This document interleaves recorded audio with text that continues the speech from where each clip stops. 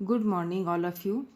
बच्चों, पिछली वीडियो में हमने पढ़ा था कि किस तरह से परशुराम और लक्ष्मण का आपस में संवाद, आपस में बातचीत चलती है।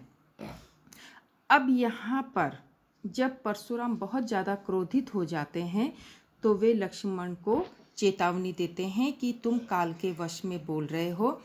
तो तब लक्ष्मण कहता है, लक्ष्मण कहा हंसी हमरे जाना, सुनहु देव सब धनुष समाना। लक्ष्मण जी कहते हैं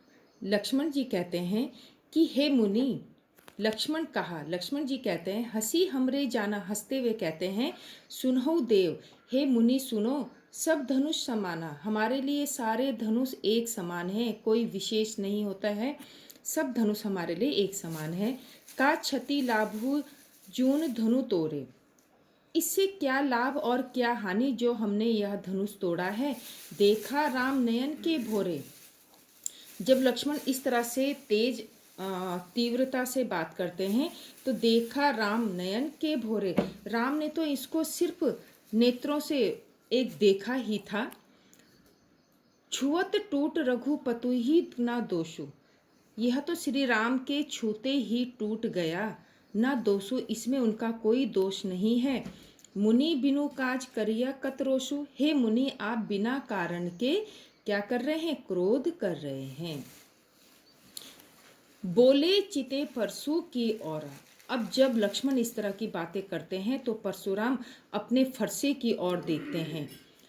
रे सट सुनेहु स्वभाव न मोरा, हे मूर्ख बालक, शायद तुझे मेरा स्वभाव पता नहीं है। बालकु बोली बधो नहीं तोई, मैंने अभी तक बालक समझकर तुझे नहीं मारा, बधो मारा। केवल मुनि जड़ जान ही मोही, तू मुझे केवल एक साधारण मुनि की तरह समझ रहा है। बाल ब्रह्मचारी अति कोही, मैं बाल ब्रह्मचारी हूँ। विश्व विदित क्षत्रिय कुलद्रोही, पूरे संसार में जो क्षत्रिय हैं वे मेरे सबसे बड़े शत्रु हैं। भुजबल भूमि भूप बिनु कीन्हा, मैंने अपनी इन भुजाओं के बल पर कई बार इस पृथ्वी को राजा विहीन किया है। विपुल बार मही देवन दीना, और उनके राज्य को, किनके राज्य को, ये जो क्षत्रियों का जो राज्य था उनको मारकर कई बार उनके राज्य को ब्राह्मणों को दिया है।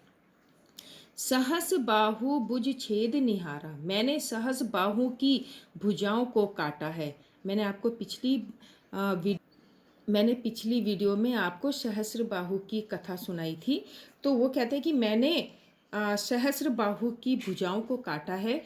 परशु विलोकु महीप कुमारा, हे महीप कुमार, महीप कहते हैं राजकुमार, महीप राजा कुमार उनका बेटा है। राजकुमार, मेरे इस फरसे को तू साधारण हथियार मत समझ, एक सिर्फ इसको साधारण फरसा मत समझ, यह बहुत ही शक्तिशाली है। मातु पितहि जनि सोच बस, करसी महिष किशोरा, हे राजकुमार, महिष किशोर राजकुमार, अपने माता पिता को सोच काल के वश में मत डाल, उन्हें चिंतित मत कर। गर्भन के अर्भक दलन परसु मोर अति घोरा, मेरा जो फरसा है इतना शक्तिशाली है कि अगर इसको क्रोध आ जाए तो गर्भ में पल रहा बच्चा भी क्या होता है, मारा जाता है। ठीक है बेटा, तो इसमें क्या है, अब मैं आपको थोड़ा संक्षिप्त में समझा देती हूँ कि जब परशुराम और लक्ष्मण की आपस में बातचीत चलती है, परशुराम उस पर क्रोध करते हैं लक्ष्मण पे कि ये धनुष किसने तोड़ा, जिसने भी इस धनुष को तोड़ा है वो मेरा सबसे बड़ा शत्रु है। तो लक्ष्मण कहते हैं कि अरे, हमने तो ऐसे बहुत सारे धनुष तोड़े हैं, इन धनुषों को तोड़ने से क्या लाभ और क्या हानि। देखा राम नयन के भोरे, राम ने तो इनको साधारण एक धनुष के समान देखा था। छुअत टूट, ये धनुष तो श्री राम के छूते ही टूट गया था, इसमें उनका कोई दोष नहीं है। ठीक है, तो इस तरह से जब लक्ष्मण बोलता है तो परशुराम फिर अपने फरसे की ओर देखते हैं और कहते हैं कि हे मूर्ख बालक, तुझे शायद मेरा स्वभाव पता नहीं है, मैंने अभी तक तुम्हें बालक समझकर नहीं मारा, तुम मुझे केवल एक साधारण मुनि समझ रहे हो। मैं परशुराम कहते हैं कि मैं बाल ब्रह्मचारी हूँ और पूरे संसार में जितने भी क्षत्रिय हैं वे सब मेरे शत्रु हैं। मैंने अपनी भुजाओं के बल पर कई बार इस पृथ्वी को राजा विहीन किया है और उनके राज्य को ब्राह्मणों को दिया है। सहस्र बाहु की मैंने भुजाओं को काटा है। मेरे इस फरसे को साधारण फरसा मत समझ हे राजकुमार। तू अपने माता पिता को सोच के वश में कर रहा है, क्योंकि मेरा सोच के वश में मतलब अगर मेरा क्रोध अधिक बढ़ गया तो मैं तुझे मार दूंगा, और तेरे मारने से कौन दुखी होंगे? सबसे ज़्यादा माता पिता। इसलिए तू अपने माता पिता को सोच में डाल रहा है, क्योंकि मेरा फरसा इतना अधिक कैसा है, ताकतवर है कि गर्भ में पल रहे बच्चे को भी यह मार सकता है।